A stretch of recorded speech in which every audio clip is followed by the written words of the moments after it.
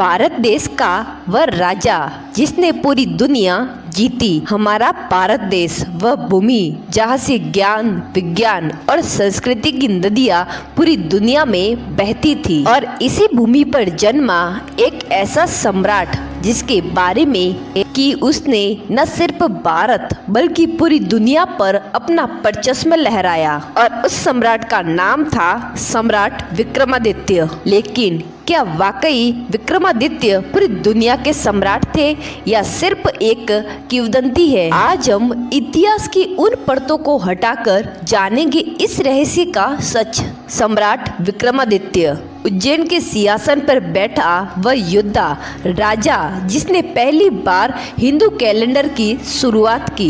विक्रम संवत कहा जाता है कि वे इतने पराक्रमी थे कि उनकी सेनाएं अरब, मिस्र और रोम तक जा पहुंची थी।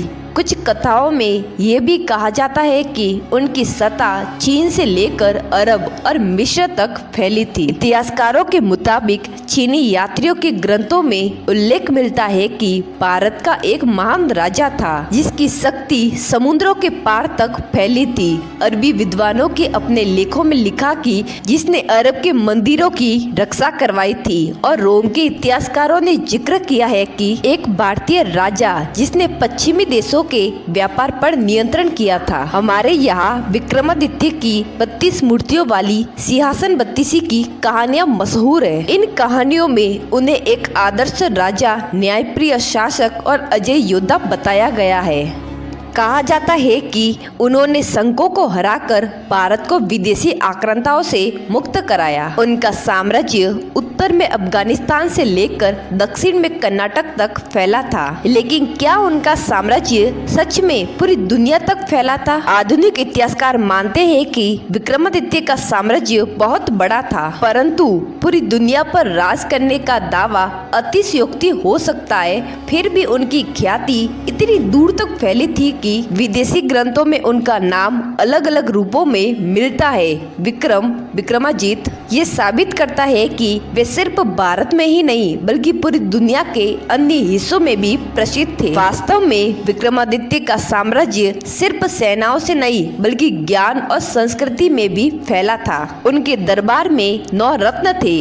कालिदास, वराहमिहिर, धन्वंतरी जैसे महान विद्वान। इनके ज्ञान ने पूरी दुनिया को प्रभावित किया था। खगोल शास्त्र, चिकित्सा, साहित्य सब ने भारत की महानता का डंका बजाया। तो क्या विक्रमादित्य ने पूरी दुनिया जीती थी? शायद नहीं, लेकिन उन्होंने वह जीत हासिल की थी जो किसी तलवार से बड़ी थी। ज्ञान की जीत, संस्कृति की जीत और धर्म की जीत। यही कारण है कि आज भी उनका नाम श्रद्धा से लिया जाता है, क्योंकि सम्राट विक्रमादित्य सिर्फ एक राजा नहीं थे, वे भारत की आत्मा थे। इतिहास हमें ये सिखाता है कि असली साम्राज्य सीमाओं से नहीं बल्कि विचारों से बनते हैं। विक्रमादित्य ने पूरी दुनिया को यह दिखाया कि भारत सिर्फ सोने की चिड़िया नहीं था बल्कि वह सूर्य था जिसकी रोशनी पूरी दुनिया को आलोकित करती थी।